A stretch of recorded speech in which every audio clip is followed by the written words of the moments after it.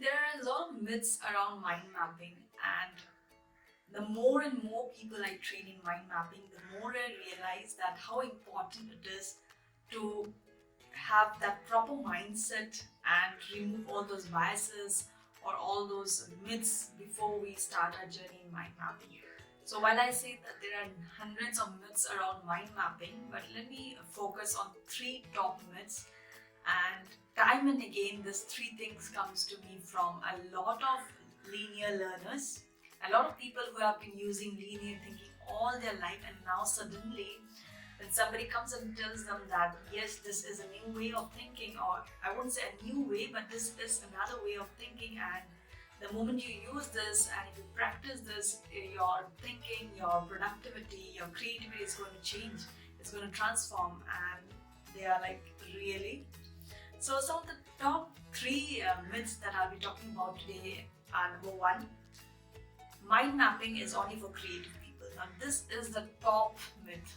People think that mind mapping is only for people who are creative, they have some artistic bent of mind, or maybe they're poet or storytellers or dancers, musicians, or people who love writing and reading, something of that sort.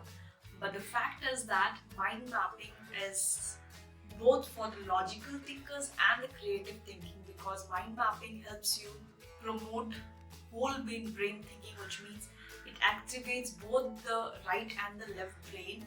And when the left and the right brain works in harmony, it's going to be a boost of creativity, and your thoughts will flow, your ideas will flow. So mind mapping just helps you organize your thoughts and ideas in a proper way, and that is applicable both to creative and logical, or the left and the right brain people. So this is a complete myth. The next myth is mind mapping is time consuming. A lot of people tell me that why do we need to take this red and green color and different color pens and make all those radiant maps on a piece of paper or maybe on a software. We are already doing it in a linear fashion for years together, so why do you even need to do that? It is just time consuming. Well, yes, initially it will consume a little bit of your time, because whenever we start something new, our brain tries to resist that. Our brain doesn't love taking challenges. It wants to be very comfortable.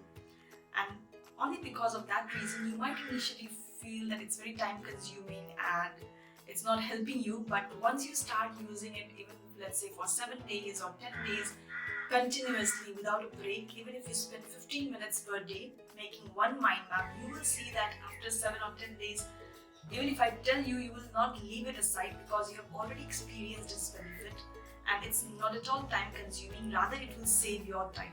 So yes, the myth that mind mapping is time consuming is wrong. Next, people say that okay, we are no more a student, we are no more those learners who are closed in one room, or researchers who are closed in a room and they do individual brainstorming and all of that. So mind mapping is only for individual use and it's not for teams or groups of people. Whereas the fact is, whether it is a hand-drawn mind map or a software mind map, mind mappings are very effective for group and teams. During meeting, it can be a very powerful tool for collaboration and communication.